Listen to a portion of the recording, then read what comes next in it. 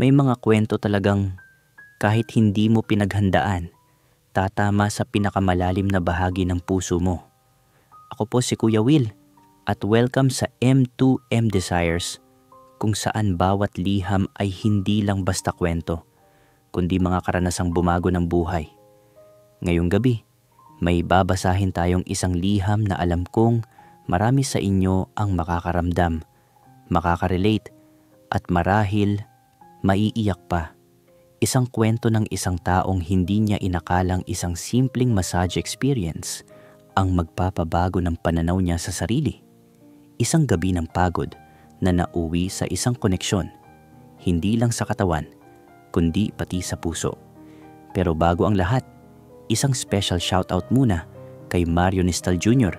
Salamat sa walang sawang pakikinig at pagsuporta sa ating mga kwento dito. Isa ka sa mga dahilan kung bakit tuloy-tuloy ang M2M Desires sa pagbabahagi ng mga ganitong istorya. At syempre, kung bago ka pa lang dito sa ating channel, huwag mong kalimutang mag-like, comment at subscribe at i-click ang notification bell para lagi kang updated sa mga kwento ng pag-ibig, tukso, pagkakaibigan at mga paglalakbay ng puso. Tara, umpisahan na natin.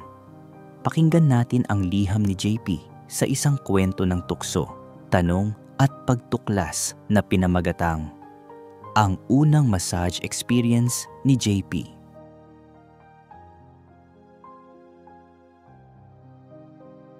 Kuya Will, hindi ko alam kung anong mangyayari kapag binasa mo ito on air. Hindi rin ako sigurado kung bakit ko ito sinusulat. Pero baka nga may mga makarelate o baka lang gusto ko nang may makinig. Ang tagal ko nang kinikimkim ito. Ako nga pala si JP, 26 na taong gulang. Nagtatrabaho bilang delivery rider sa isang courier service. Hindi ako bakla. At least yun ang pinaniwalaan ko noon. May naging girlfriend ako ng 3 taon, pero matagal na kaming wala. Ang simpleng gabi sa Malate ang nagpaiba ng pananaw ko sa sarili ko, pati sa kung ano ang kaya kong gawin o tanggapin. Noong 1 taon lang yun nangyari. Birthday ng tropa ko, si Eman. Sabi niya, inom daw kami sa Malate after ng shift. Wala akong ideya na dun pala magsisimula ang isa sa kakaibang gabi ng buhay ko. Hindi ako mahilig sa bar.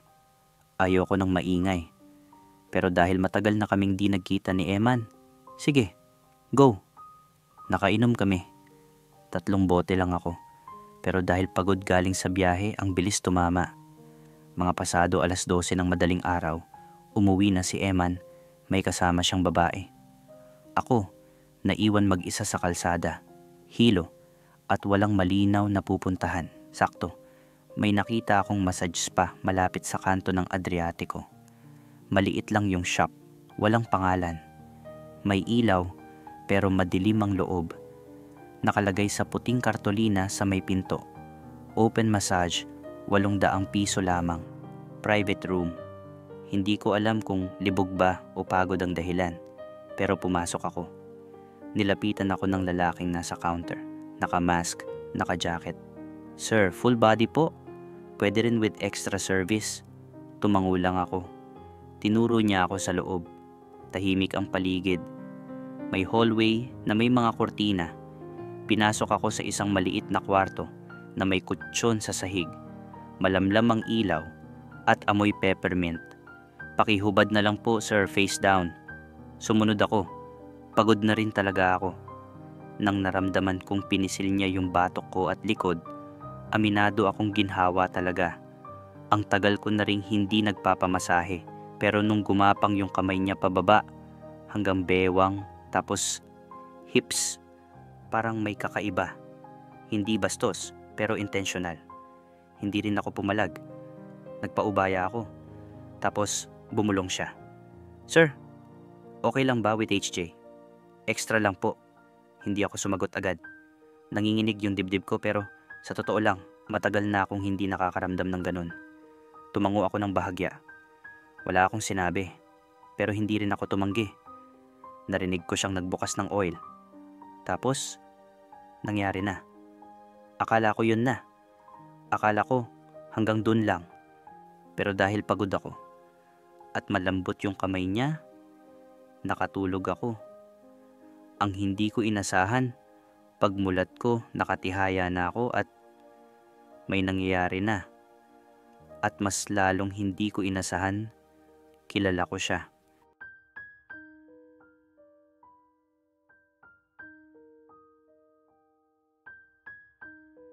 Pagdilat ng mata ko, parang hindi ko alam kung nananaginip pa ako. Mabigat ang ulo ko. Malamig ang kwartong may mahinang amoy ng mentol at langis. May kung anong basa sa bandang tiyan ko at may gumagalaw pa sa pagitan ng hita ko. Napatingin ako pababa at doon ko siya nakita. Nakayuko siya. Nakamask pa rin. Pero kitang-kita ko ang mga mata niya. At sa mata pa lang, kilala ko na. Si Ramil. Kapitbahay namin dati sa Tondo. Mas matanda siya sa akin ng 2 taon. Tahimik lang yun. Parang di nakikipagkapitbahay masyado. Madalas ko lang siyang nakikitang naglilinis ng tricycle ng tatay niya dati. Di ko alam kung anong naging trabaho niya ngayon. Pero di ko inexpect na dito ko siya makikita. At sa ganitong sitwasyon pa. Parang nanigas ako. Di ko alam kung tatayo ako o tatakbo. Pero hindi ako makagalaw.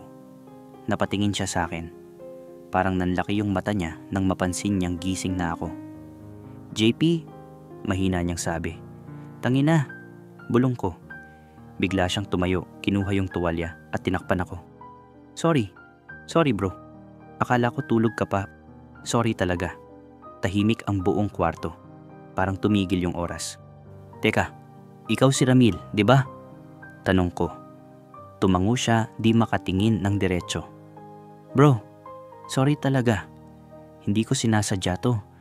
Nung nakita kita kanina sa counter, parang gusto ko sanang magtanong kung ikaw nga yun.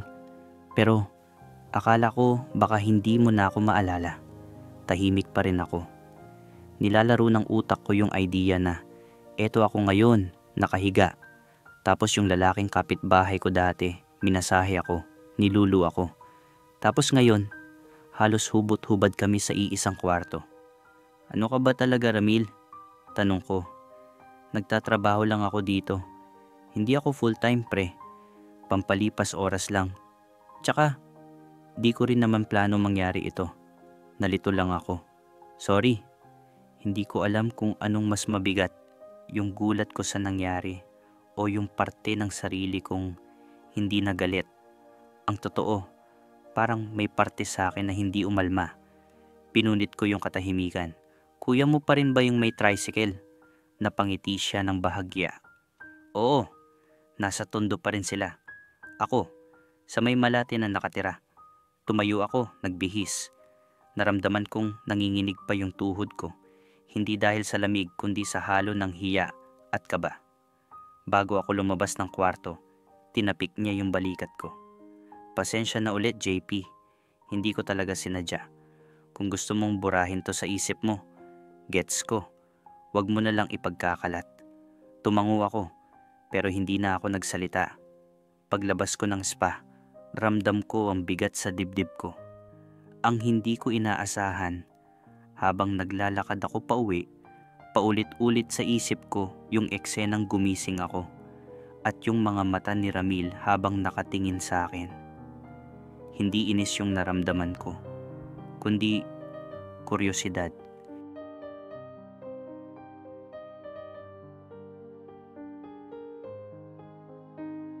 Simula noong gabing yon, hindi na ako mapakali. Akala ko lilipas lang ito. Isang one-time na insidente. Maliit na parte ng buhay na pwede kong kalimutan. Pero hindi pala. Sa bawat idle moment ng araw ko, habang nagde-deliver ako ng parcels, habang nasa traffic, habang kumakain, bumabalik sa isip ko ang mukha ni Ramil. Hindi ko alam kung dahil lang ba ito sa hiya, o sa guilt, o sa curiosity. Pero isang linggo lang ang lumipas, naramdaman kong parang may bumubulong sa akin. Bumalik ka. At isang gabi, 9:00 ng gabi, Dala ng sama ng loob sa dami ng reklamo sa delivery at pagod na rin, nagpunta ako ulit sa Malate, Manila. Hindi ako lasing, hindi ako high, malinaw ang isip ko.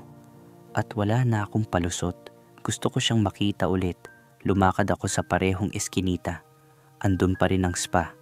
Matingkad ang ilaw sa loob pero wala pa ring pangalan. Pumasok ako. At sa counter, ibang tao ang nandoon. "Sir, good evening. Massage po?" "Si Ramil, nandyan?" Tanong ko. Napatingin yung staff. Parang nagulat. "Sir, day off niya ngayon." Bumagsak yung balikat ko. "Ah, ganun ba? Sige, salamat." Lalabas na sana ako nang biglang may sumitsit mula sa gilid. Lumingon ako.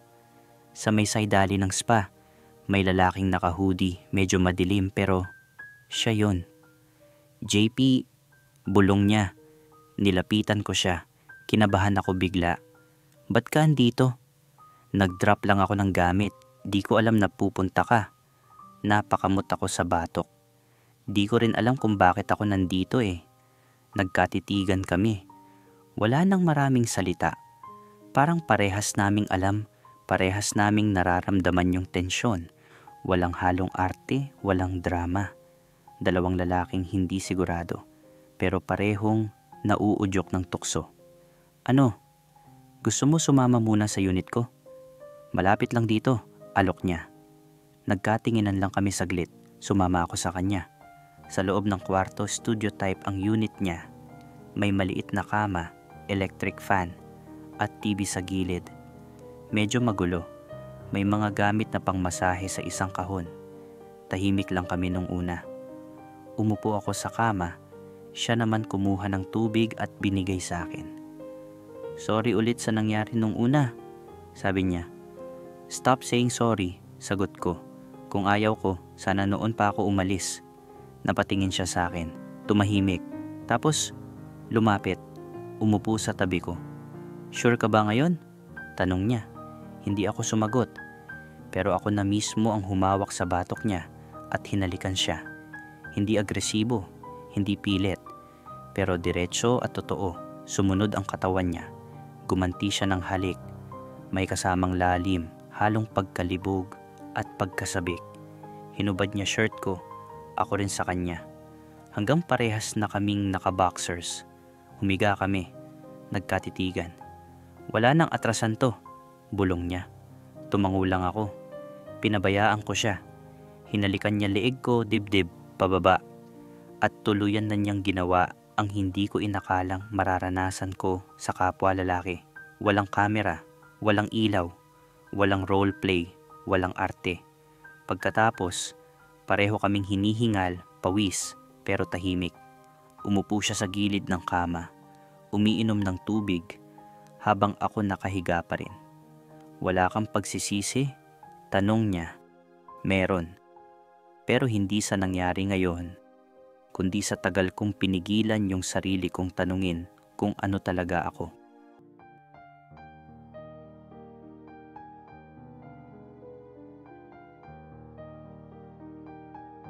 Akala ko pagkatapos ng gabing yon, makakatulog na ako ng mahimbing. Akala ko matatapos na yung curiosity. Pero hindi.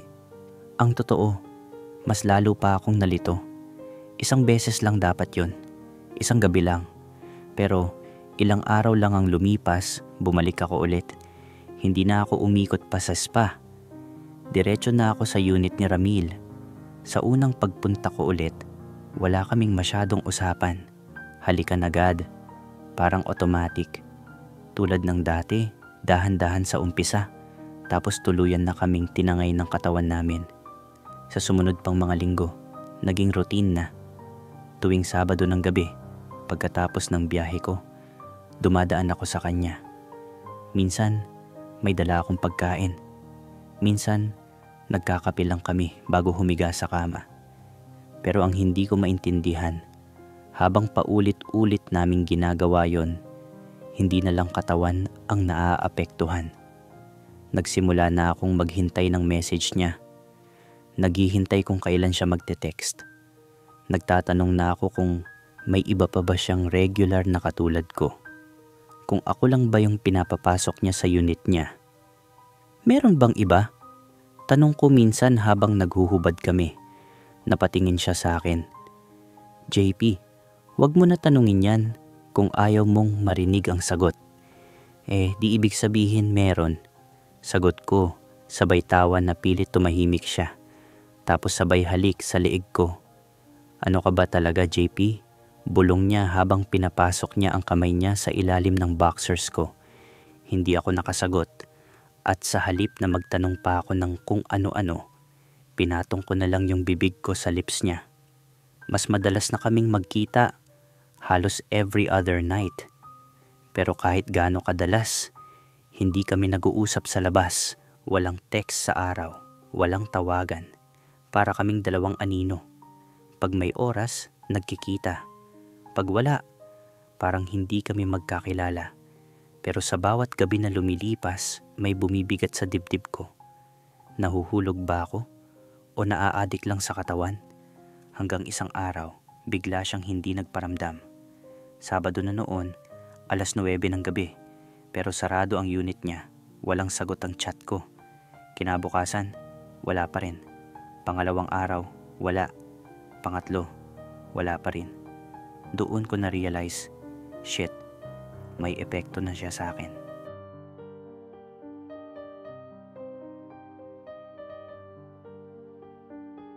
Dalawang linggo siyang nawala. Walang text, walang call, walang update kahit isang simpleng bro, busy lang. Hindi ko alam kung umiiwas siya o may nangyari sa kanya. Tuwing gabi, ang daming tanong sa utak ko. Nagkasakit kaya?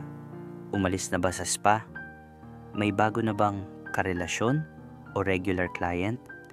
Pero ang pinakaayaw kong tanungin sa sarili ko ay, bakit ba ako apektado? Ang totoo, hindi ko na lang siya basta hinahanap. Hinahanap ko na rin yung pakiramdam na kasama siya. Yung katahimikan tuwing matapos kaming magsiping. Yung paghinga niya habang nakatalikod sa akin. Yung paghawak niya sa likod ng leeg ko na parang sinasabi niyang, okay lang yan. Isang gabi, nawala na ako sa kontrol. Hindi na ako nakatiis. Nagpunta ako sa spa ulit. Wala pa rin siya doon. Pero may isang lalaking staff na mukhang nakilala ako. Bro, hinahanap mo si Ramil. Ano? Tumango ako. Umuwi muna sa probinsya. Emergency raw sa pamilya nila. Di namin alam kung kailan babalik. Tahimik lang ako. Salamat, bulong ko bago lumabas ng pinto. Pag uwi ko sa boarding house, umupo lang ako sa gilid ng kama. Tumingin ako sa salamin. At doon ko unang nasabi sa sarili ko, hindi ako bakla, pero gusto kong makasama si Ramil. Hindi ko ginusto ito. Wala akong piniling maramdaman. Hindi ako gaya ng mga sinasabi sa TV o sa social media na kailangang i-claim ang identity. Hindi ko alam kung ano ako. Ang alam ko lang, may isang taong lalaki rin na naging malapit sa akin. At ngayon, miss ko na siya. Hindi lang sa kama, hindi lang sa katawan. Miss ko siya bilang tao. Isang gabi, lasing ako. Tinext ko siya. Pre, sana okay ka lang. Kung ayaw mo na, sabihin mo. Pero sana wag mo naman ako iwan na parang wala lang nangyari. Hindi siya nag-reply. At sa unang beses, ako na yung naghihintay.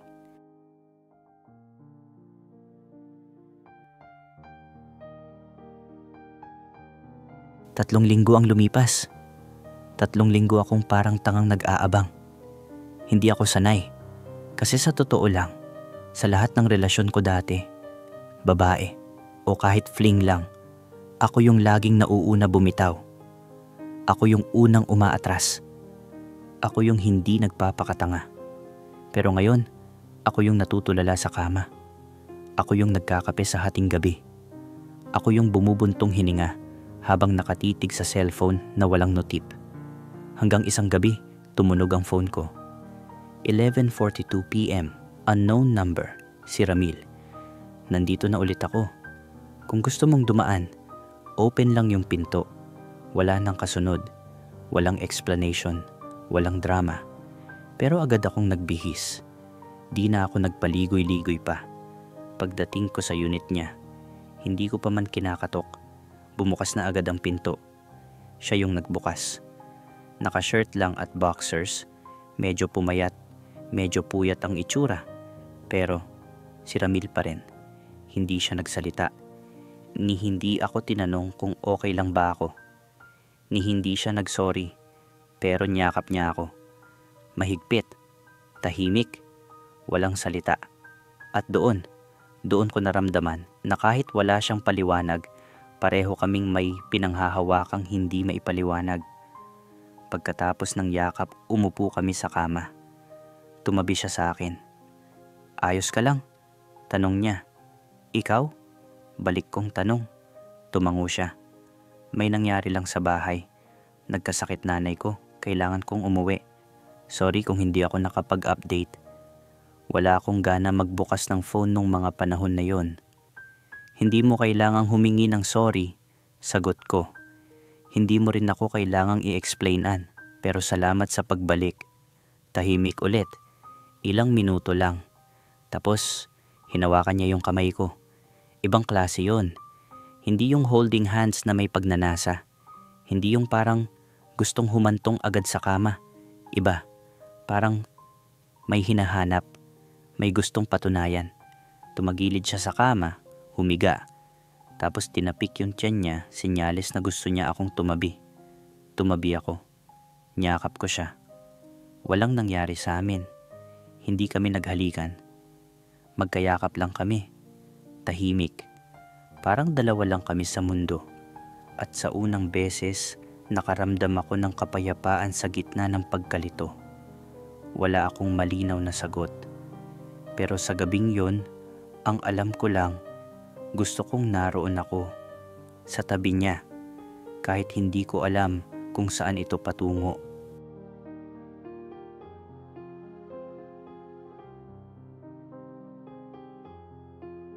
Kuya Will, mula nang bumalik si Ramil, bumalik din ang gabi naming dalawa. Pero hindi na tulad ng dati. Mas madalas na akong nandun. Hindi na lang tuwing Sabado. Minsan pagkatapos ng biyahe ko, dumadaan ako para lang makitulog. Wala kaming usapan. Walang formal na kami. Pero ang totoo, parang kami na. Isang beses, habang nanonood kami ng pelikula sa laptop niya, nakatulog akong nakasandal sa balikat niya. Pagkagising ko, nakayakap siya. Hindi ko alam kung paano nagsimula, pero hindi ko na rin tinanong. Sobrang gaan, tahimik pero buo. Wala nang pasok agad sa kama. Wala nang init na minamadali. Minsan nga, isang gabi kami magkatabi pero walang nangyari. Humihinga lang, nagkukwentuhan, tumatawa. May mga gabing binabanggit niya yung probinsya nila.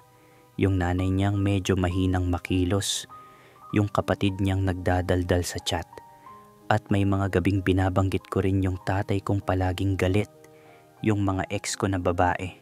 Yung mga gabing hindi ko alam kung bakit parang malungkot ako kahit wala namang problema. Hanggang isang beses, tinanong niya ako, JP, anong meron sa atin? Napahinto ako. Hindi ko alam, sagot ko. Basta alam ko, mas gusto kong nandito, kasama ka. Hindi siya ngumiti, pero tumango siya. Alam kong hindi mo pa ako mahal. Ayos lang yun. Hindi ko rin naman alam kung minamahal kita. Pero gusto ko to. Gusto ko yung ganito. Na totoo tayo kahit walang label. Doon ko naramdaman yung bigat na gumagaan. Kasi minsan, hindi mo kailangan ng titulo para maramdaman mong may halaga ka. Minsan, sapat na yung alam mong hindi ka lang ginamit. Na may halaga ka sa puso ng isang tao kahit hindi pa malinaw kung anong klaseng pagmamahal yon. Isang gabi, malakas ang ulan. Brown out sa area. Walang kuryente, mainit, tahimik. Walang TV, walang phone. Walang ilaw kundi ilaw sa labas ng building na medyo sumisilip sa bintana. Nakahiga kami. Nakatopless lang. Magkayakap. Natakot ako noong nawala ka. Sabi ko, hindi ko sinadya. Alam kong iniwan kita nang walang pasabi. Ayoko sanang gawin yon. Pero ginawa mo. Oo, Kasi natakot din ako. Kasi alam kong hindi lang katawan yung binibigay mo sa akin. At natatakot ako sa damdamin na yon. Kasi hindi ako sigurado kung kaya ko ring tapatan. Tumahimik ako. Hindi ko alam kung masasaktan ba ako o maiintindihan siya. Pero bago pa ako makapagsalita, hinawakan niya ang mukha ko. Hinalikan niya ako. Hindi malibog, hindi minamadali, hindi galit. Kundi mahina, mahaba, marahan. At sa bawat segundo, parang sinasabi niyang, "Salamat sa pananatili."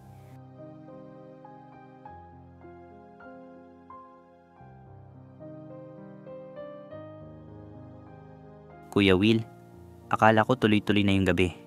Yung tipong magigising akong katabi pa rin siya. Yung kahit walang usapan, pareho kaming may inaasam. Pero mali ako. Dumating ang unang banggaan, hindi malaki, pero sapat para umuga ang tiwala. Nagsimula sa maliit na bagay. Isang gabi, nag-text ako na pupunta ako. Walang reply. Normal na sa kanya yon minsan. Kaya dumiretso na ako sa unit niya. Kumatok ako. Medyo natagalan bago siya magbukas ng pinto. Pagbukas, amoy ko pa ang cologne. Maayos ang buhok niya. Wala siyang suot pang itaas. Pero may rubber shoes sa gilid ng pinto. Hindi sa kanya. Hindi ako nagsalita. Tumalikod ako agad. "JP, sandali. Okay lang. Wala naman tayong usapan, di ba?" Sagot ko habang pababa sa hagdan. Hinabol niya ako pero hindi ako tumigil. Hindi ako galit. Nasaktan lang. At naalala ko, hindi ko siya pagmamay-ari. Kinabukasan, hindi ako pumasok sa trabaho. Umuwi muna ako sa kapatid ko sa Bulacan. Hindi ko sinabi sa kanya. Hindi ko rin binasa mga messages niya. "Sorry, di ko alam na darating ka agad." "Wala yon. Client lang. Wala akong ibang ginagawa. JP, please." Pero para sa akin, hindi na usapin ng ginawa o hindi ginawa. Ang tanong, bakit ko ba hinayaan ang sarili kong maapektuhan ng ganito? Sa Bulacan, habang nasa bahay ng kapatid ko, sinubukan kong balikan lahat. Paano ba ako napunta sa ganito? Simula lang dapat sa masahe. Isa lang dapat na gabing puno ng init. Pero ngayon, parang ako na yung nakakulong. Ako na yung hindi makawala. Minsan tanong ng tanong yung kapatid kong babae, "Kuya, parang ang lalim ng iniisip mo lately ha? May problema ba?" Hindi ko masagot. Kasi paano ko sasabihin sa kanya na nalilito ako sa sarili ko? Na may lalaking hinihintay ko gabi-gabi? Na baka minahal ko na siya. Bumalik ako sa Manila pagkalipas ng 3 araw. Di ako nagparamdam.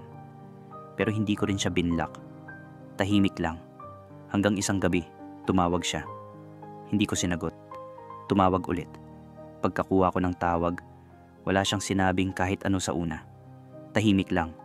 Tapos narinig ko lang yung boses niya. Mahina. Parang pagod. "JP, sorry. Hindi ko alam na ganito na kalalim ito sa atin. Hindi ako sanay sa ganitong klase ng damdamin. Hindi ko alam kung paano hawakan. Pero kung aalis ka, sabihin mo na. Ayoko lang mawala ka ng walang salita." Hindi ako agad sumagot. Pero alam ko na rin sagot ko. Kahit hindi pa buo sa loob ko. Hindi ako aalis, Ramil. Pero di ko rin kayang pumasok sa relasyon na hindi ko maintindihan. Wala akong aaminin. Pero gusto kita. Totoo yon. At kung totoo ka rin, sana sapat muna yon. Tumahimik siya sandali. Tapos sinabi niya lang, "Pumunta ka dito." Hindi dahil gusto niyang may mangyari. Hindi dahil kailangan ng init. Kundi dahil kailangan namin ang presensya ng isa't isa. Kahit hindi pa namin masabi kung anong meron.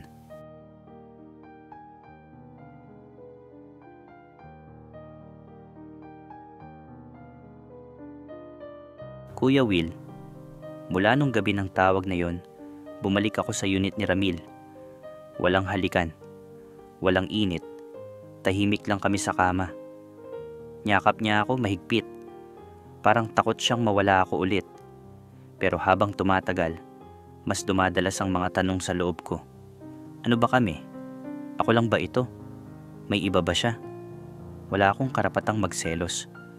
Wala akong label. Pero hindi ko rin mapigilan.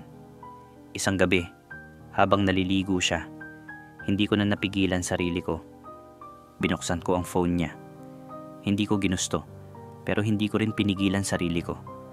May nabasa akong chat. Pangalan niya sa contact list. Bert, regular. Simple lang ang naging usapan nila. Libre ka mamaya? Ang unang tanong. Sige, text kita after ng isa. Sagot naman nung isa. Tapos may huling reply si Ramil. Okay lang ba kung sa unit na lang tayo magkita? Nang mabasa ko yon, hindi ko na malayang napaupo ako tulala sa gulat. Ilang oras lang pagkatapos ng chat na yon, ako ang nasa kama niya. Ilang kama ba ang hinihigaan niya kada linggo? Paglabas niya ng banyo, tahimik lang ako. Hindi ko kinaya. Nagkasagutan kami. Tinanong ko siya, alam mo ba kung gaano kabigat sa puso ko kapag iniisip ko na hindi ako sapat? Napahinto siya. Wala ba talaga akong karapatan sa'yo? Tanong ko. Hindi siya agad sumagot. Pero hindi siya umiwas ng tingin. JP, hindi ko pinangarap ang ganito. Ginagawa ko lang ito para mabuhay. Para may panggastos sa bahay sa nanay ko. Pero ikaw, iba ka sa kanila. Pero pareho lang kami ng ginagawa nyo. Humihiga sa kama mo. Tumululuha niya. Unang beses ko siyang nakita, umiyak. Hindi kita pinili para gamitin. Pinili kita kasi ikaw lang ang hindi tumingin sa akin bilang bayaran o parausan. Kahit binayaran ako, ikaw lang yung totoo. Pagkatapos ng luhang yon, walang nangyari sa amin ng gabing yon sa kama. Wala ring halik. Pareho lang kaming humiga. Tahimik. Mahigpit na magkahawak. Pero sa isip ko, kahit magkalapit ang katawan namin, pakiramdam ko ang layo pa rin niya. At baka hindi ko na siya kayang habulin pa.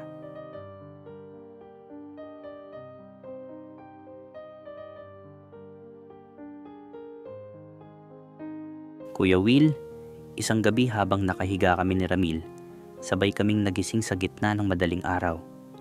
Wala namang ingay, wala ring ulan. Basta sabay lang kaming nagmulat ng mata, tapos nagkatinginan. Walang halik, walang haplos, pero pareho naming alam. May dulo na ang pinipilit naming walang simula. Bumuntong hininga siya. JP, alam ko, sagot ko. Kahit hindi pa siya nagtatanong. Pagod ka na, sabi niya. At ikaw, hindi mo pa rin alam kung kaya mong piliin ako, sagot ko rin. Tahimik siya, tumango. Tapos, bigla niyang hinawakan yung kamay ko. Kung sa ibang buhay siguro, iba yung kwento natin. Ngumiti lang ako. Hindi ko alam kung masaya ba o malungkot yung ngiti ko. Pero buo. Kasi sa unang pagkakataon, wala na akong tanong. Alam ko na ang sagot. Pag alis ko, kinabukasan, habang tulog pa siya, dahan-dahan akong bumangon. Tinignan ko pa siya, nakaunan sa braso, mahinang humihinga, parang bata. Iniwan ko ang susi sa lamesa. Hindi na ako tumingin pa ulit. Paglabas ko ng pinto, hindi ko alam kung kailan ko siya ulit makikita o kung makikita ko pa siya. Pero alam ko, hindi ko na siya bibisitahin bilang kliyente. Hindi na rin bilang kakilala at hindi rin bilang umaasa, kundi bilang isang alaala ng panahong natuto akong magmahal. Kahit hindi ko pa sigurado kung kaya ko talagang panindigan ang pag-ibig sa kapwa lalaki. Isang buong buwan. Isang buwan akong tahimik. Hindi ko siya tinext, hindi rin siya nagparamdam. Hanggang isang araw, habang papunta ako sa terminal sa Cubao, may dumaan na motor sa harap ko. Nakatigil sa traffic. Naka-helmet yung rider pero kilala ko na yung likod. Si Ramil. Napatingin siya sa rearview mirror. Nagtagpo ang mata namin kahit saglit lang. Wala siyang ngiti. Wala rin akong ngiti. Pero sa panandaliang yon, parang may isang simpleng mensaheng na ipadama sa pagitan naming dalawa. Salamat. At pagkatapos nun, humarurot na ulit siya sa daan. At ako, bumalik na rin sa biyahe ng sarili kong buhay, dala ang alaala ng isang gabing massage na naging daan sa paglalim, sa tanong, at sa wakas, sa pagpapalaya. Hanggang dito na lang ang liham ko, Kuya Will. Sana kahit papaano, may natutunan din ang ibang nakapakinig nito. Hindi madali ang magmahal ng ganito, pero hindi rin ito masama. Kahit minsan hindi natin alam kung paano sisimulan o paano tatapusin.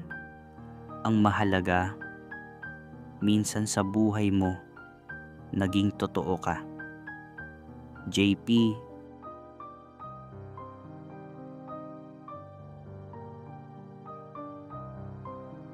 Tahimik akong napapaisip habang binabasa ang liham na ito. Ang bigat pala nun, yung akala mo simpleng gabi lang ng pagod. Pero sa dulo, doon mo pala mahahanap ang mga tanong na matagal mo nang iniiwasan. Ganito ang kwento ni JP. Isang karanasang hindi niya hinanap, pero dumating.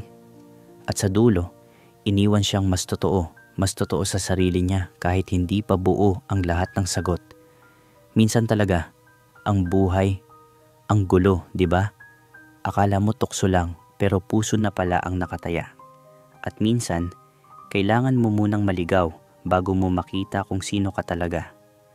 Maraming salamat sa pakikinig sa isa na namang liham dito sa M2M Desires. Kung ikaw, may kwento rin, mapapag-ibig, tukso, pagkakaibigan o lihim na karanasan, huwag kang matakot. Isulat mo lang, baka sa kwento mo, may matuto rin. Baka ikaw naman ang maging liwanag sa dilim ng iba. At syempre, kung nagustuhan mo ang kwentong ito, huwag mong kalimutang mag-like, comment at subscribe at i-click ang notification bell para sa susunod nating kwento, hindi mo ma-miss ang mga bagong aral at damdamin na sama-sama nating mararamdaman. Ako po si Kuya Will at ito ang M2M Desires kung saan bawat liham may buhay na bumabalik. Hanggang sa muli, ingat kayo palagi.